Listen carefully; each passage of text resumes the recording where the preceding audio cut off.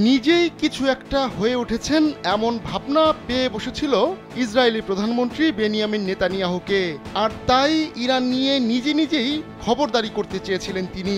কিন্তু তার মাতবরি একদমই পছন্দ হয়নি মার্কিন প্রেসিডেন্ট ডোনাল্ড ট্রাম্পের। এজন্য তিনি নেতানিয়াহুর খবরদারিতে পানি ঢেলে দেন।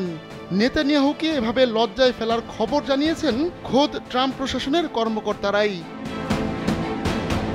ইরান নিয়ে ট্রাম্পের নিজস্ব পরিকল্পনা রয়েছে, কিন্তু নেতানিয়াহু সেই পরিকল্পনা পাশ কাটিয়ে নিজেই সিদ্ধান্ত নিতে চাইছিলেন। তবে বিষয়টা হজম হয়নি ট্রাম্পের, তাতেই নেতানিয়াহুকে থামিয়ে দেন তিনি। নিউ ইয়র্ক টাইমসের বরাতে মিডল ইস্ট আই জানাচ্ছে, ইরানে হামলার প্রস্তাব দিয়েছিলেন নেতানিয়াহু।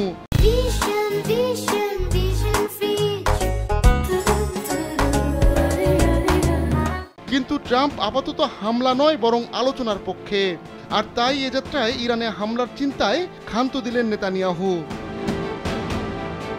খামেনির দেশ নিয়ে ট্রাম্প প্রশাসনের কর্মকর্তাদের মধ্যে বিভাজন তৈরি হয়েছে বলে এক প্রতিবেদন প্রকাশ করেছে নিউ ইয়র্ক টাইমস। তাতে বলা হচ্ছে, ইরানের ক্ষেত্রে হামলা না কূটনীতি, কোন পথ বেছে নেওয়া হবে তা নিয়েই এই বিভাজন। আর তাই আপাতত সামরিক হামলার মতো ঘটনা ঘটার সম্ভাবনা নেই। যদিও ইসরায়েলি কর্মকর্তারা গেল মে থেকেই ইরানের পরমাণু স্থাপনায় হামলার ছক কষে বসে আছেন। কিন্তু ইরানে যে কোনো হামলা চালাতে হলে আমেরিকার সমর্থন লাগবে, আর তাই এখন পর্যন্ত ইরানে হামলাই চালাতে পারেননি নেতানিয়াহু। তেহরানের পরমাণু কর্মসূচি নিয়ে গেল সপ্তাহে ওমানে পরোক্ষ আলোচনায় বসেছিলেন ইরানীয় মার্কিন কর্মকর্তারা।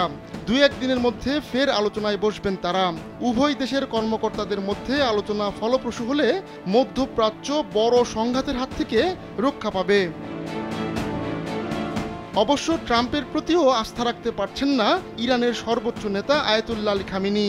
বিশেষ করে 2018 সালে তৎকালীন মার্কিন প্রেসিডেন্ট ট্রাম্প এককভাবে ওয়াশিংটনকে তেহরানের সঙ্গে করা 6 জাতির পরমাণু চুক্তি থেকে বের করে এনেছিলেন। আবার দ্বিতীয় মেয়াদে ক্ষমতায় বসে ইরানকে হুমকি আর আর্থিক চাপে রেখেছেন ট্রাম্প। এত কিছুর পরও বর্তমান ট্রাম্প প্রশাসন ইরানের সঙ্গে সংঘাতে জড়াতে চায় না। যুক্তরাষ্ট্রের সামরিক অভিযানের বিষয়ে মার্কিন পররাষ্ট্রমন্ত্রী মার্কো রুবিও ও দেশটির গোয়েন্দা প্রধান তুলসী গ্যাবার্ডের মধ্যে মতপার্থক্য স্পষ্ট। গেল মাসেই এক বৈঠকে গ্যাবার্ড বলেছিলেন, ওই অঞ্চলে মার্কিন সামরিক উপস্থিতি বৃদ্ধি ইরানের সঙ্গে বড় সংঘাতের কারণ হতে পারে। এ ধরনের হামলা নিয়ে হোয়াইট হাউসের chief of staff Susie Wiles, প্রতিরক্ষামন্ত্রী পিট হেগসেথ ও ভাইস প্রেসিডেন্ট জেডি ভান্সও সন্দেহ প্রকাশ করেছেন। আহমদুল্লাহ শিকদার, কালবেলা।